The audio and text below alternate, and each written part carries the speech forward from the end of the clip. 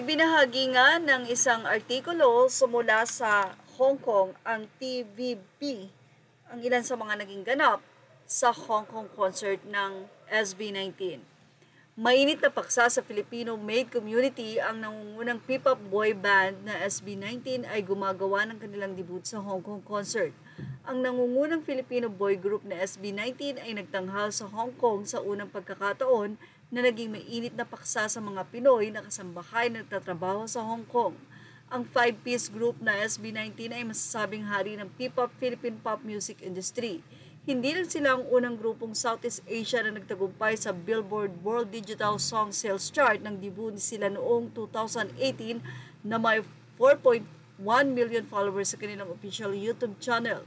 5 miyembro na sina Pablo, Josh, Tel, Ken at Justin bukod pa kay Josh ang dumating sa Hong Kong dati. Lahat ng 4 na miyembro ay dumating sa Hong Kong sa unang pagkakataon.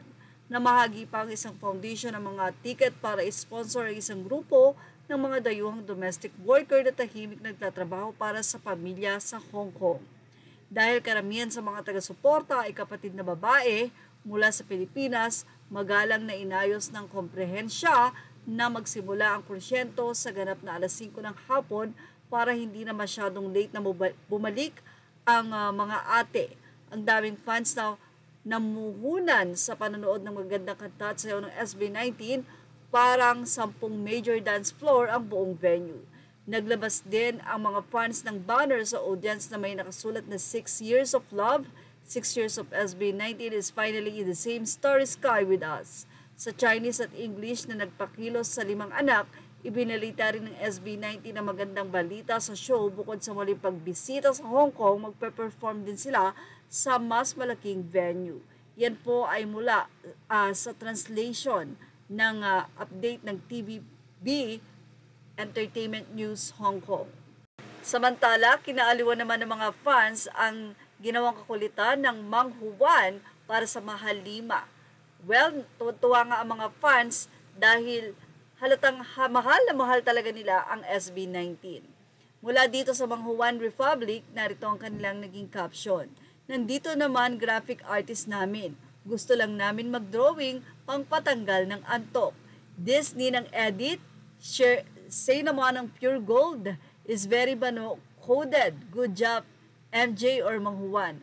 Ang cute naman ni Josh, my muscle. It's the mole for me. Well, kuhang-kuha, Ninong Patinunal.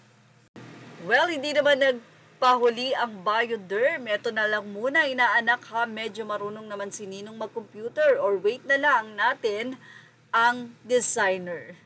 Tapos yung PC dapat naliligo gamit Bioderm. Ilapag na yan, every week binibili ko 2 Bioderm soap kasi yan talaga gamit namin noon pa.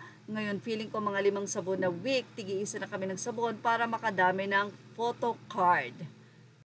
Well, nadagdag sa mga ninang ang bagong endorsement nila, ang Relo na Fossil. Marami pong hindi nakakakilala sa Fossil. Ang Fossil po ay isang brand din ng watch na mamahalin at talaga namang magaganda ang design ng nasabi nga pong brand ng watch na ito. Samantala, nakakatuwa naman ang gift na sumalubong sa Mahalima sa Hong Kong. Talagang lahat sila meron. At yan ang ating showbiz top update. Thank you for watching. Images are all credit to the rightful owners. Please like, share, and subscribe.